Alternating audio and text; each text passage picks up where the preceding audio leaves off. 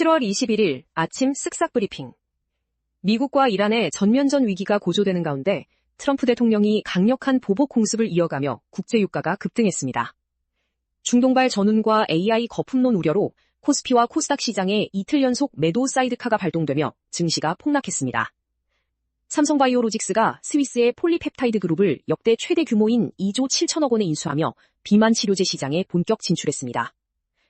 이재명 정부가 호남 반도체 클러스터 성공을 위해 신규 원전 건설과 수자원 정책 재검토 등 실용주의적 정책 전환을 추진합니다.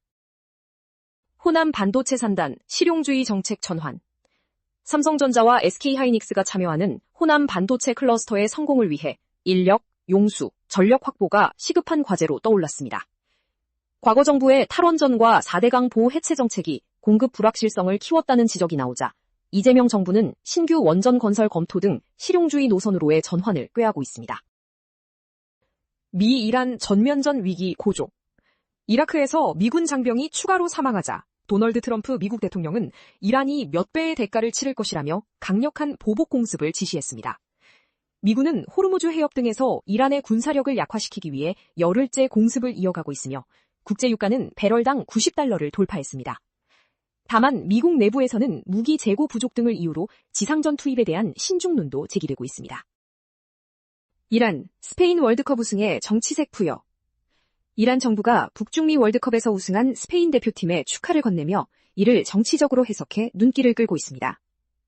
이란 의회 의장과 외무부는 스페인의 팔레스타인 지지 행보를 언급하며 이번 우승이 침략과 학살에 반대하는 전 세계인들에게 기쁨을 주었다고 평가했습니다. 이는 미국과의 갈등이 극에 달한 상황에서 스페인의 우승을 반미 및 반이스라엘 여론전에 활용하려는 의도로 풀이됩니다. 철강, 석화업계, AI 특수 공략. 국내 철강 및 석유화학 업계가 AI 인프라와 휴머노이드 로봇 등 AI 시대의 도래에 맞춰 새로운 성장 동력을 확보하고 있습니다.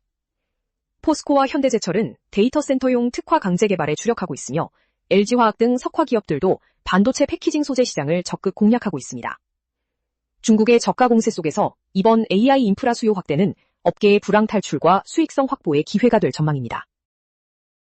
양대 증시 이틀 연속 사이드카 발동. 중동 전쟁의 불확실성과 AI 거품론 우려로 인해 코스피와 코스닥 시장에서 이틀 연속 매도 사이드카가 발동되는 공포 장세가 연출됐습니다.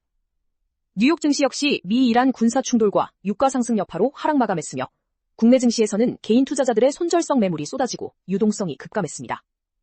전문가들은 수급 공백 상황에서 외국인 투자자의 귀환이 시급하다고 진단하고 있습니다. 삼성바이오 2.7조 원 빅딜 성사. 삼성바이오로직스가 스위스의 펩타이드 위탁 개발 생산 기업인 폴리펩타이드 그룹을 약 2조 7천억 원에 인수했습니다. 이는 국내 제약 바이오 업계 역대 최대 규모의 인수합병으로 삼성바이오로직스는 비만 및 당뇨 치료제의 핵심 물질인 펩타이드 분야로 사업을 확장하게 되었습니다. 이번 인수를 통해 기존 항체의약품 중심에서 포트폴리오를 다각화하며 글로벌 시장에서의 선두 입지를 더욱 굳힐 것으로 기대됩니다. 삼성생명 태국법인 2028년 톱3 목표. 삼성생명 태국법인이 철저한 현지화 전략과 설계사 육성을 통해 2028년까지 태국 보험시장 개인 채널 점유율 8% 및 업계 톱3 진입을 선언했습니다. 1997년 설립 이후 20년 만에 흑자 전환에 성공한 태국법인은 최근 5년간 수입보험료가 연평균 14% 성장하는 성과를 거뒀습니다. 이동훈 법인장은 태국의 고령화 추세에 맞춘 보장성 보험 수요 증가를 기회 삼아 동남아 시장 공략을 가속화하겠다고 밝혔습니다. 모텔 연쇄살인 김소영, 적반하장 논란. 서울 강북 모텔 연쇄살인 사건의 피고인 김소영이 첫 범행 직후 일본 여행을 다녀온 사실이 자필 답변서를 통해 밝혀졌습니다. 김소영은 신상 공개로 자신이 피해를 입었다고 주장하며 유족들의 손해배상 청구가 과도하다는 적반하장의 태도를 보였습니다. 이에 유족들은 피고인의 뻔뻔한 태도에 참담함을 감추지 못하며 2차 가해를 호소하고 있습니다. 북중미 월드컵 아시아 16강 전멸. 2026 북중미 월드컵이 스페인의 우승으로 막을 내린 가운데 한국을 비롯한 아시아 9개국이 단 한 팀도 16강에 오르지 못하는 부진을 겪었습니다. 한국은 조별리그 탈락과 감독 사퇴로 큰 상처를 남겼으며 메시와 호날두, 손흥민 등 스타들의 라스트 댄스도 아쉬움 속에 끝났습니다. 현재 수장이 공석인 대한축구협회는 차기 감독 선임 등 행보에 난항을 겪고 있습니다. 오타니 무릎 통증으로 선발 등판 취소. LA 다저스의 오타니 쇼헤이가 왼쪽 무릎 통증으로 인해 예정되었던 선발 등판을 취소하고 당분간 타격에만 집중하기로 했습니다. 오타니는 무릎에서 물을 빼는 치료를 받으며 복귀를 준비했으나 훈련 과정에서 여전히 불편함을 느껴 복귀를 잠정 연기했습니다. 데이브 로버츠 감독은 팀이 지구 선두를 달리고 있는 만큼 오타니의 복귀를 무리하게 서두르지 않겠다고 밝혔습니다. 허구현 총재가 극찬한 키아 김호령. 허구현 KBO 총재가 올해 올스타전에서 타격 실력이 급성장한 키아의 타이거즈의 외야수 김호령을 가장 놀라운 선수로 꼽으며 극찬했습니다.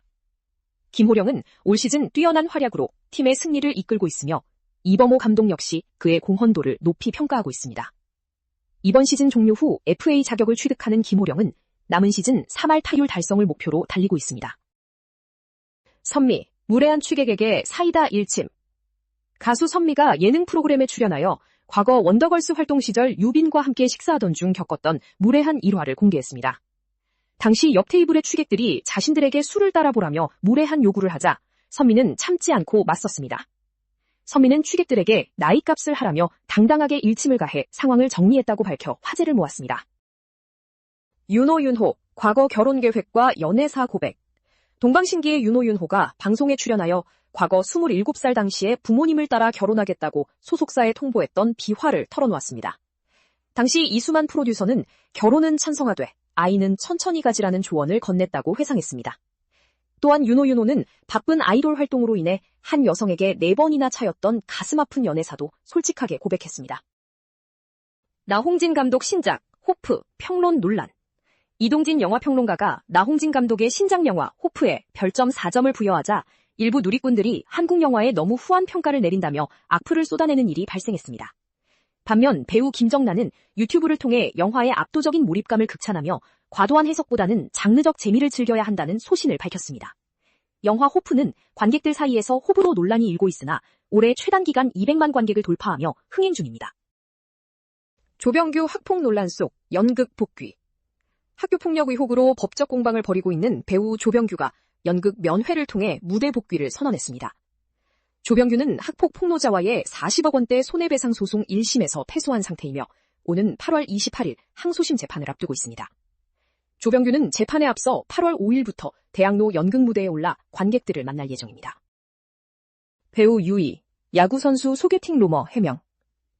배우 유이가 예능 프로그램에 출연하여 야구선수와 소개팅을 한 적이 없으며 아버지가 이를 차단했다는 소문은 사실이 아니라고 해명했습니다. 유이는 과거 마음에 드는 상대에게 직접 고백했다가 2번 차인 경험이 있으며 마지막 연애는 5년 전이었다고 솔직하게 털어놓았습니다.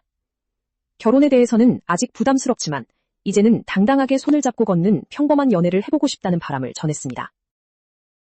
더 많은 정보는 쓱싹뉴스 앱에서 확인해주세요.